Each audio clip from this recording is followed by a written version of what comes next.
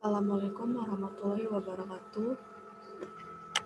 Saya di sini akan mempresentasikan tentang application to paleography atau aplikasi untuk paleografi oleh saya, Irmawati Lubis, dengan NPM 18041070 Yang pertama ada yang dinamakan GAD atau Geocentric Axial Dipole, di mana hipotesis geocentric axial dipole merupakan konsistensi dengan asal medan geomagnetik magnetohidrodinamik dicatat. Hipotesis GAD ini menyiratkan bahwa kutub magnetik paleomagnetik menunjukkan posisi sumbu rotasi sehubungan dengan benua tempat data paleomagnetik diperoleh.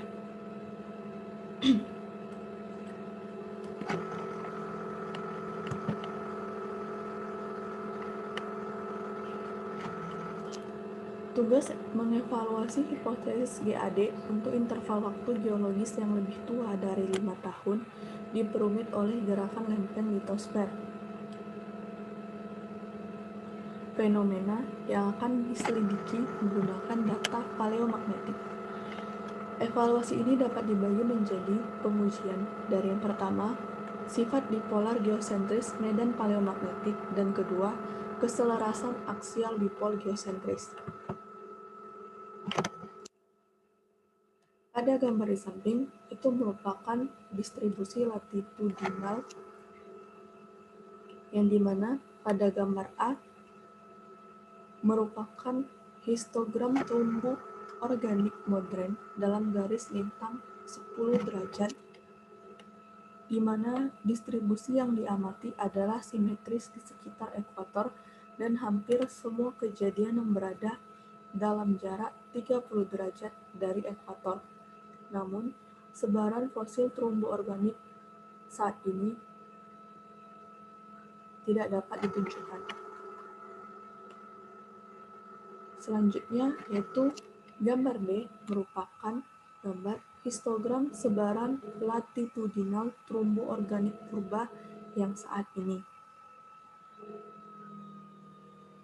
Pada gambar B menunjukkan banyak fosil terumbu pada garis lintang lebih besar dari 30 derajat lintang utara dan sebarannya sangat asimetris di sekitar ekuator. Sangat tidak mungkin bahwa distribusi ini dihasilkan dari pola zona iklim yang sangat berbeda pada saat fosil terumbu ini terbentuk. Selanjutnya yaitu gambar yang C merupakan histogram fosil terumbu organik dalam paleolatitude yang ditentukan dari paleomagnetisme. Ini menunjukkan simetri yang diantisipasi tentang paleoekuator. Analisis ini menunjukkan bahwa distribusi deposit fosil terumbu konsisten dengan hipotesis GAD. Akuisisi set data paleomagnetik masif dari batuan dengan usia kurang dari 5 MA telah memungkinkan resolusi penyimpangan kecil dari medan paleomagnetik rata-rata waktu dari dipol aksial geosentris. Meskipun rumit secara detail, hasil dasarnya adalah bahwa komponen non-dipol kecil dari medan paleomagnetik rata-rata waktu terlihat jelas. Selama beberapa juta tahun terakhir, kutub paleomagnetik berjauhan sekitar kurang lebih 3 derajat.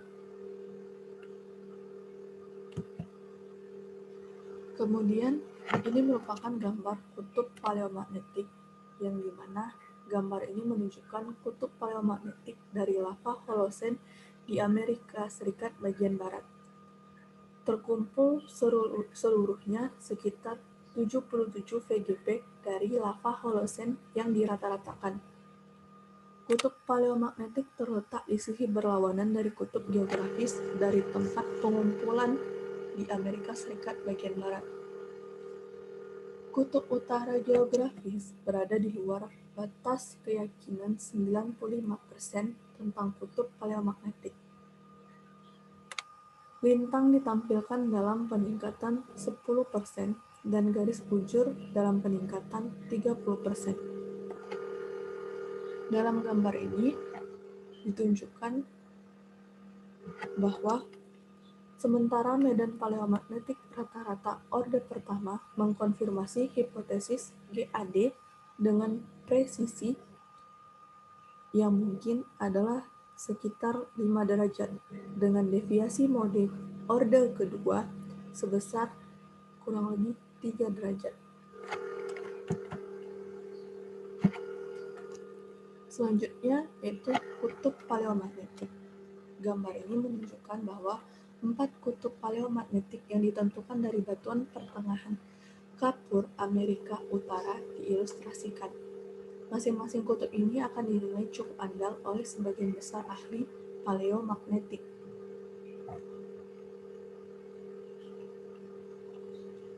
Yang paling dipertanyakan adalah dari formasi Niobrara yang merupakan formasi sedimen laut dengan ketidakpastian yang menyertai kemungkinan pendangkalan kemiringan paleomagnetik. Keempat kutub pertengahan kapur ini dikelompokkan dengan cukup baik dan mewakili situasi khas untuk interval waktu geologis di mana kutub paleomagnetik dianggap tertentu. Dari gambar sebelumnya, perbandingan 4 kutub paleomagnetik pertengahan kapur untuk Amerika Utara, di mana lokasi pengambilan sampel ditunjukkan oleh lingkaran padat. Kutub paleomagnetik yang sesuai ditentukan dari setiap lokasi pengambilan sampel ditunjukkan dengan angka yang menandai batas keyakinan 95%, di mana angka 1 merupakan intrusi alkali, angka 2 merupakan tanggul lamprovirik, angka 3 merupakan intrusi alkali, dan angka 4 merupakan formasi Niobrara. Selanjutnya ada APW atau Apparent Polar Wonder, di mana pada dasarnya jalur APW adalah posisi berurutan kutub paleomagnetik dari benua tertentu, yang biasanya ditunjukkan pada grid geografis yang ada pada saat ini. Untuk mengembangkan jalur APW, satu set kutub paleomagnetik dari berbagai usia geologi disajikan dalam satu diagram. Melalui hipotesis dipol aksial geosentris, jalur APW mewakili gerakan semu dari sumbu rotasi sehubungan dengan benua pengamatan. Oleh karena itu, nama jalur ini disebut pengembaraan kutub yang jelas.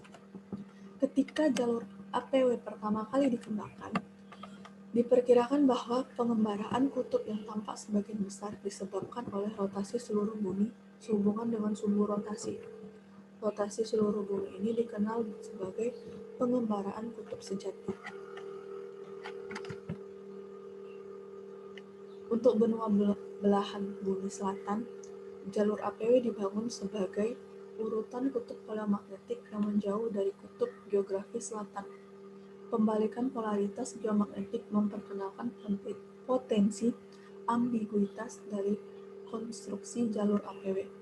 Tetapi ambiguitas ini lebih jelas daripada real karena laju pembalikan geomagnetik lebih cepat dibandingkan dengan gerakan lempeng. VGP yang ditentukan dari batuan Kenozoikum dengan polaritas normal akan dekat dengan kutub geografis utara. Namun, VGP dari batuan polaritas terbalik akan dekat dengan kutub geografis selatan. Metode analisis paleomagnetik untuk membangun jalur APW telah berubah seiring dengan semakin banyaknya data yang tersedia. Nah, pada gambar ini ada ditunjukkan 4 gambar, di mana gambar A merupakan benua A, di mana benua A dan B bergabung bersama pada waktu geologi tenol, di mana kutub paleomagnetik untuk batuan berumur tenol di benua A dan B tercatat posisi sumbu rotasi. Selanjutnya pada gambar B, jalur APW untuk benua A dan B telah mencatat posisi sumbu rotasi sebelumnya selama interval T0 hingga T4. Jalur APW ini diputar bersama dengan benua A dan B selama rotasi berikutnya. Selanjutnya gambar C, di mana pada waktu geologi T8, yaitu sekarang, benua A memiliki jalur APW yang ditunjukkan oleh lingkaran terbuka, sedangkan benua B memiliki jalur APW yang ditunjukkan oleh lingkaran padat. Dan terakhir, gambar D, rekonstruksi paleogeografi untuk waktu T4, di mana benua A tetap pada posisinya, sedangkan benua B diputar sampai jalur APW benua A dan B tumpang tindih selama interval T0 hingga T4.